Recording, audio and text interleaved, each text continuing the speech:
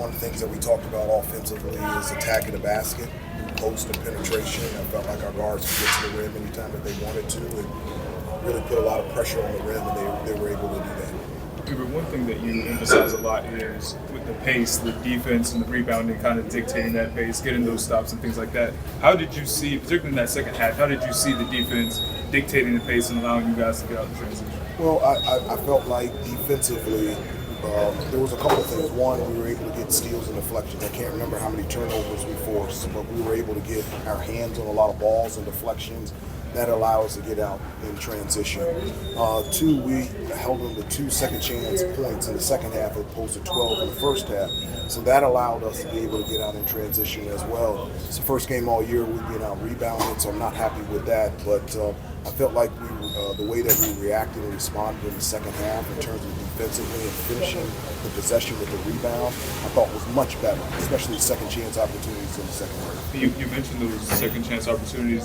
In that first half, what do you think was kind of giving you guys, I know 32 was getting a lot of rebounds, what do you think was kind of giving you guys their size and their will and their want to? And I told the guys in the at halftime, and I said, you're just not going to be able to move me off of this. It has nothing to do about physical size in terms of rebounding and loose balls. It has everything to do with the size of your heart. So just is what it is. They were more aggressive in the first half, and they were tougher, and we had to respond in the second half, and we were able to do that. How about you got back to 6 for a little bit there? What did you guys do to adjust at that point?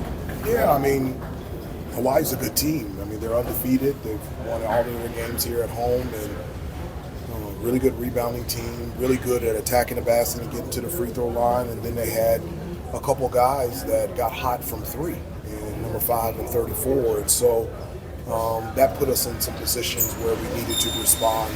But we've been in that situation before at Memphis, at Kansas, and we're able to step it up again. Hubert, Elliott's ability, obviously, to finish over bigger dudes is something we've talked about. But it's elite. It is, but maybe the way he's able to not get out of control on some of those drives where he's moving so fast and making so many different moves. I mean, no, he's in control. He's in control of his body. Does a really good job. He's strong too, so he can take a hit and still stay on balance in the air and be able to finish. And he can finish with either hand. He can go either direction. And so when he drives into the lane, he has a great understanding of when to shoot and when to pass. And when he's on the floor, great things happen. Guys, just a couple more. It is really late for us, and we got an early flight tomorrow, so just a couple more before we bring the players. Thanks. Just to follow up on that real quick, because he got the second foul so early in the game, was it a difficult decision on how long to sit him? I mean, it was like 16 or yeah, I don't want to take him out, but and then I was also thinking about RJ. He was in the game for a long time, and so for him being fatigued as well, and so. That's a great thing about our team. We have so many multiple playmakers, and so Seth can run the show, Drake can run the show, Ian can, and so we're able to do that until we were able to get Elliott back in the game, latter part of the first half, and then play the rest of the second half. A couple more. How about dealing with the zone? What were the issues with the zone? No, there was no issues. I mean, they had only played 3 possessions of zone all year. And but we were prepared for it, and I thought our set plays against the zone got us really good looks and shots. Once we started attacking the middle, getting the ball below free throw line, extending, attacking the basket, that's when we were able to get some shots and get fouled and get to the free throw line. So I thought we responded really well to a team that normally doesn't play zone. Starting to see some fire from Kate Tyson. That was seems great. Like on some of those finishes. Yeah, that one he finished, and then I felt like he was talking a little bit of junk, which I like because you're showing emotion. Yeah. And the toughness that he showed in the second half, not just making moves and scoring, but I felt like he was really good defensively. I was really proud of him. How about this game show the importance of Elliott, how the game went when he was sitting on the bench in the first half and how it went when he's back in the game?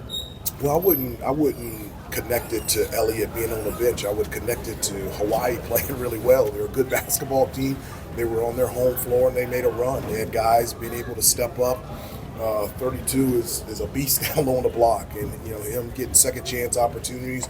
We had to double team every time we threw the ball in the post because we just didn't feel like we could guard him one-on-one. So give credit to Hawaii, extremely well coached, and they're going to have a fantastic season. Last one for you, Hubert. Hubert, I know you like obviously having a lot of playmakers out there on the court, and then by starting Cadeau, Trimble, and RJ, that certainly allows you to do that. I guess when you were repping it in the offseason, when did it kind of click that I guess that trio as a starting five would kind of be a good formula for you all? Yeah, I mean, I don't put a lot of things in the starting five. I don't dictate the starting five, they do. And starting five doesn't mean anything to me. I mean, they just start the game. But Elliott and RJ and Seth work really well together.